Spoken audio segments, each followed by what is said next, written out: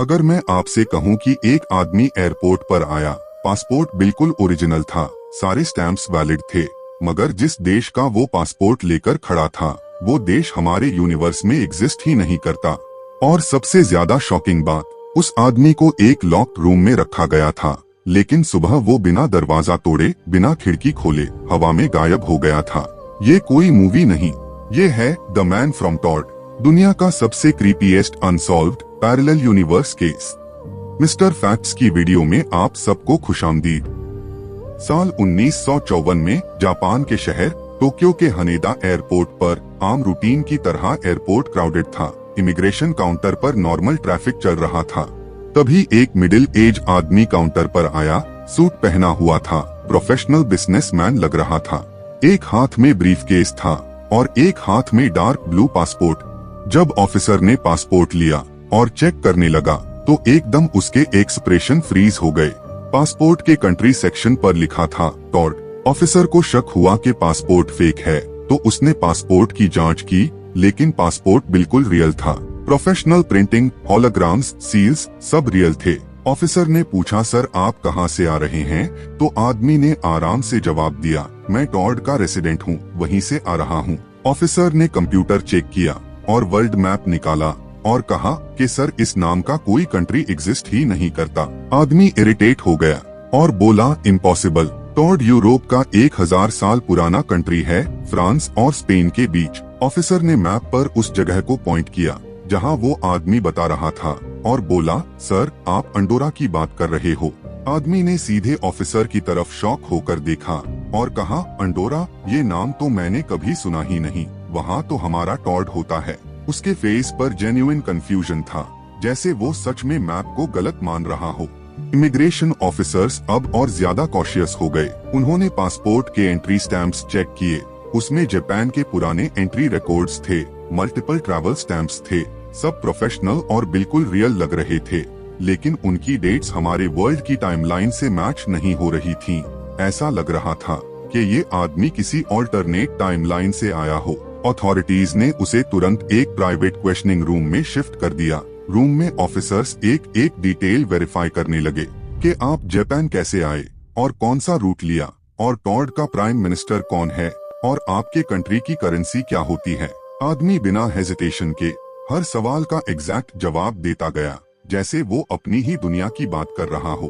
और फिर उसने अपने बैग से डॉक्यूमेंट्स निकाले, business contracts, company papers, bank chequebook, IDs, सब देखने में बिल्कुल जेन्युइन थे।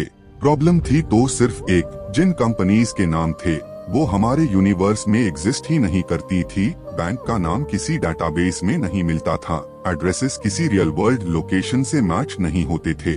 ऑफिसर्स जितना ज्यादा चेक करते गए, केस उतना ही वियर्ड होता गया। लग रहा था जैसे ये आदमी बिल्कुल रियल है, लेकिन वो वर्ल्ड जहाँ से ये आया है हमारे वर्ल्ड जैसा बिल्कुल भी नहीं। केस अब पूरी तरह मिस्ट्री बन चुका था। गवर्नमेंट ने डिसाइड किया कि आदमी को एक होटल में रात भर सिक्योर रखा जाए ताकि अगले दिन फर्दर इन्वेस्टिगेशन की जा सके। उसे टोक्यो के एक होटल के 7th फ्लोर पर रूम दिया गया। रूम का लॉक बाहर से सिक्योर था। डोर के बाहर 2 आर्म्ड गार्ड्स खड़े थे। विंडो पूरी तरह सील्ड थी। वेंटिलेशन डक्ट्स इतने छोटे थे कि कोई निकल ही नहीं सकता था और 7th फ्लोर होने की वजह से एस्केप प्रैक्टिकली इम्पॉसिबल था। आदमी सरप्राइजिंगली काम था। उसने सिर्फ इतना कहा, ये सब एक मिसअंडरस्टैंडिंग है, कल सुबह सब क्लियर हो जाएगा। लेकिन नेक्स्ट मॉर्निंग कुछ भी क्लियर नहीं हुआ। सुबह ऑफिसर्स जब रूम खोलने आए, रूम कम्प्लीटली एम्प्टी था। डोर अब भी लॉक था। गार्ड्स ने रात भर कोई मूवमेंट नहीं देखी। विंडोज सील्ड थीं। वेंटिलेशन डक्ट्स से निकलना इम्पॉसिबल था और 7th फ्लोर से जंप करना लॉजिकली नामुमकिन था। इसके बावजूद आदमी गायब हो चुका था। और सिर्फ आदमी ही नहीं, उसका पासपोर्ट, उसके डॉक्यूमेंट्स, उसका लगेज और होटल का एंट्री लॉग, सब कुछ रिकॉर्ड से एरेज हो चुका था। ऐसा लग रहा था जैसे वो आदमी इस दुनिया में आया ही नहीं था। आदमी के गायब होने के बाद पूरी इन्वेस्टिगेशन एक डेड एंड बन चुकी थी। अथॉरिटीज के पास कोई प्रूफ नहीं था, कोई क्लू नहीं था और ना ही कोई लॉजिकल एक्सप्लेनेशन। यही वजह थी कि इस केस को समझाने के लिए अलग अलग थ्योरीज सामने आने लगी। सबसे फेमस थ्योरी ये कहती है कि वो आदमी एक पैरेलल यूनिवर्स से आया था।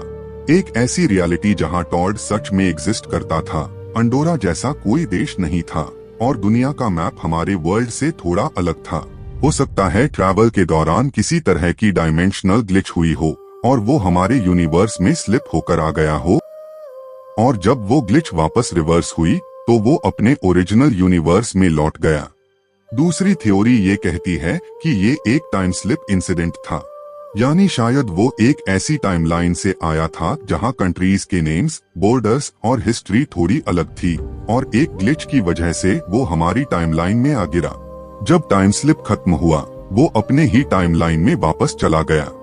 कुछ लोग ये भी मानते हैं कि वो आदमी एक हाई लेवल स्पाई था जिसकी आइडेंटिटी और डॉक्यूमेंट्स काफी एडवांस्ड तरीके से बनाए गए थे।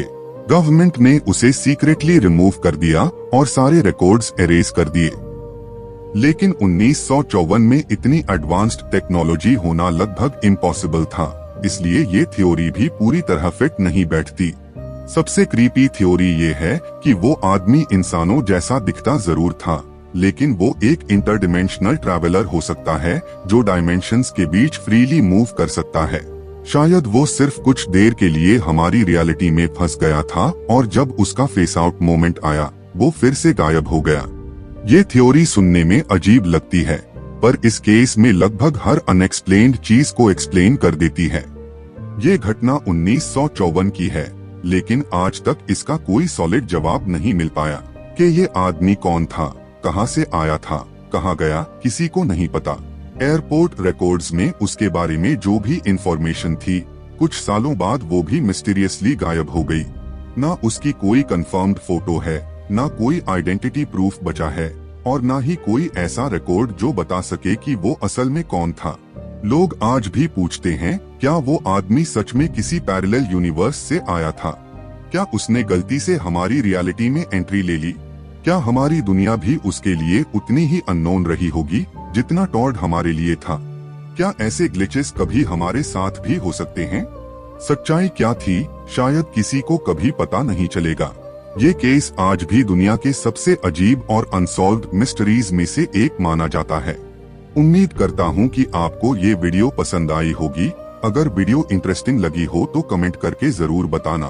अगर आप चैनल पर नए हो तो सब्सक्राइब करके बेल आइकन दबाना मत भूलना।